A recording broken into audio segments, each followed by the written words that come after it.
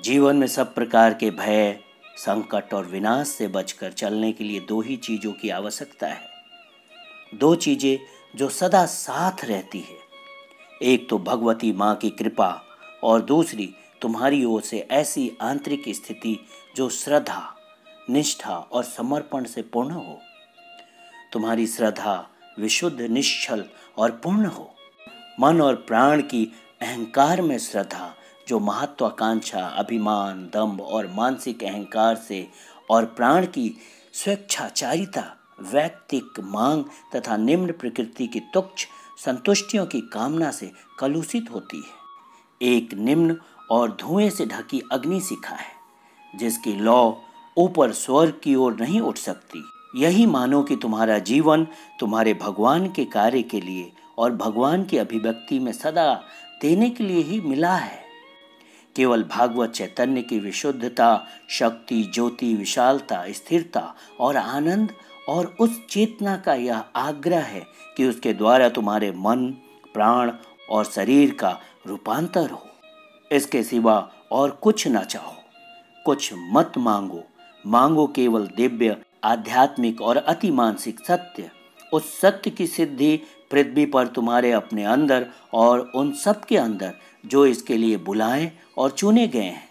उन परिस्थितियों को मांगो जो इस सत्य की सृष्टि के लिए और इसकी विजय के लिए आवश्यक है। तुम्हारी निष्ठा और समर्पण सच्चे और संपूर्ण हो। जब अपने आप को देते हो तो पूरी तरह दो, बिना किसी मांग के, बिना किसी शर्त के और बिना किसी संकोच के दो, ताकि तुम्हारे अंदर जो कुछ है वह सब भगवती माँ का हो जाए और कुछ अहं के लिए या अन्य किसी शक्ति को देने के लिए बचा ना रहे। तुम्हारी श्रद्धा, निष्ठा और समर्पण जितने अधिक पूर्ण होंगे, भगवती माँ की कृपा और रक्षा भी उतनी ही अधिक होगी। और जब भगवती माँ की कृपा और अभय हस्त तुम पर है, तो फिर कौन सी चीज है जो तुम्हें स्पर्श कर सके या जिसका तुम्हें भय हो। कृपा कर छोटा सा कण भी तुम्हारे सब कठिनाइयों, बाधाओं और संकटों को पार ले जाएगा, क्योंकि यह मार्ग माँ का है।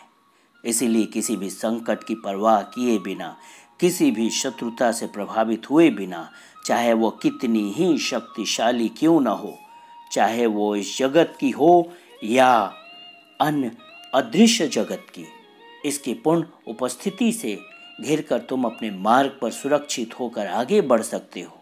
इसका कृपा स्पर्श कठिनाई को सुयोग में, विफलता को सफलता में और दुर्बलता को अविचल बल में परिणत कर देता है, क्योंकि भगवती माँ की कृपा परमेश्वर की अनुमति है।